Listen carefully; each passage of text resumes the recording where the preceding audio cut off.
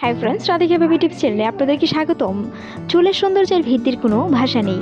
দৈনিক যে হারে চুল পড়া স্বাভাবিক, তার চেয়ে বেশি যদি চুল পড়ে সেটা চিন্তার কারণ। একই অনুপাতে চুল না গজালে সেই পরিস্থিতি সৃষ্টি হয় যা বিজ্ঞানের ভাষায় থাকে অ্যালোপেসিয়া বলে থাকে। কিন্তু চুল পড়ার পর নতুন চুল না গজালে মাথায় বিভিন্ন জায়গায় বা সম্পূর্ণভাবে টাক হয়ে যেতে পারেন।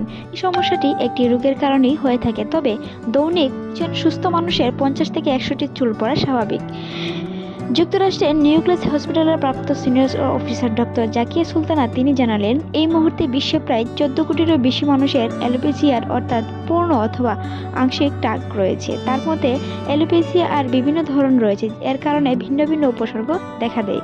এক একজনের জন্য এক এক রকম হতে পারে। তবে ডক্টর জাকিয়া সুলতানা বলেন, হঠাৎ যদি লক্ষ্য করেন তার চিরুনি ভর্তি ভাবে অস্বাভাবিকভাবে চুল পড়ছে বা স্বাভাবিকের চেয়ে বেশি, বিছানা বালিশ ভরে যাচ্ছে বা চুল জড়ে, মাথায় এক পাশ একাধিক খালি হয়ে গেছে প্রায় 1 সেন্টিমিটারও বেশি বা 5 সেন্টিমিটারের মতো, কিংবা মাথার সামনে অনেক দ্রুত কালি হয়ে যাচ্ছে, তাহলে তার চিকিৎসার শরণাপন্ন হওয়া উচিত। সেই ক্ষেত্রে এ রোগে শরীরের একটি নির্দিষ্ট অংশের হেয়ার ফলিকলে আক্রান্ত হয়। তবে তার মধ্যেও আরো বিশেষ কারণ থাকতে পারে আপনার চুল পড়া নিয়ে। তারই মধ্যে একটি হলো অ্যালোপেসিয়া। তাহলে জানা যাক অ্যালোপেসিয়া কি। যে কোনো বয়সের নারী পুরুষ নির্বিশেষে সবাই এ রোগের শিকার হতে পারেন, এমনকি শিশুদের ক্ষেত্রেও হতে পারে। সাধারণতভাবে মাথার চুল পড়ে যাওয়াকে অ্যালোপেসিয়া বলে।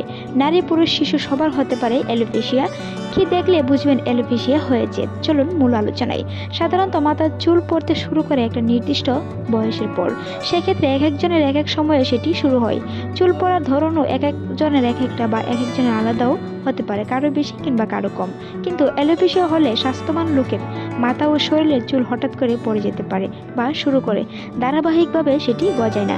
কখনো একটি নির্দিষ্ট জায়গায় চুল পড়ে, কখনো আবার পুরো মাথা থেকে চুল পড়তে শুরু হয়ে যায়, কখনো বা ভ্রু বা চুলের পাপড়ি সহ সারা শরীরের রোমও পড়ে যায়। চিকিৎসা শাস্ত্রের ভাষায় এই অবস্থানকে অ্যালোপেসিয়া বলে। 70 বছর বয়সী নারীদের অত্যন্ত 40% এ রোগে ভুগেন, যাতে দেখা যায় চামড়া শুরু হতে পারে বা মাথায় চুল পড়া। কেন হয় এ রোগ? নানা কারণে চুল পড়ে যাওয়ার সম্ভাবনা রয়েছে। চুল পড়ে যাওয়ার সমস্যা কখনো সাময়িক ব্যাপার হতে পারে, আবার কখনো স্থায়ী ঠাকুও হয়ে যেতে পারে। সেটা নিয়ে অনেকেই চিন্তা করেন। তবে বিশেষজ্ঞরা বলেছেন, চুল পড়া একটি স্বাভাবিক শরীর প্রক্রিয়া, ফলে স্বাভাবিক চুল পড়ার হার দেখে উদ্বিগ্ন না হওয়াই উচিত। তবে ডক্টর জাকিয়া সুলতানা বলেছেন, অন্য কোনো শারীরিক অসুস্থতার লক্ষণ হিসেবে কখনো অত্যাধিক চুল পড়তে পারে, অর্থাৎ শরীরের কোনো ঘাটতির কারণে চুল পড়া শুরু হতে পারে। তারই মধ্যে উল্লেখযোগ্য কোনো কারণ আবার দীর্ঘদিনও কোনো রোগে ভুগলেও হতে পারে। যেসব কারণে চুল পড়তে পারে তারই মধ্যে কিছু উল্লেখযোগ্য কারণ হলো অসুস্থতা বা দীর্ঘমেয়াদী রোগভোগ, মানসিক চাপ, ওজন হ্রাস কিংবা আয়রনের ঘাটতি, ভিটামিন বি এবং ডি এর অভাব রয়েছে, কোভিডে আক্রান্ত, প্রোটিনের অভাব, মাথায় খুশকি, মানসিক অবসাদ কিংবা বিষাদ, ক্যান্সারের চিকিৎসা কোনো কারণ ছাড়াও পড়তে পারে। তবে চুল পড়ার চিকিৎসা কি? সাধারণত চুল পড়া বা অ্যালোপেসিয়ার স্থায়ী কোনো সমাধান নেই।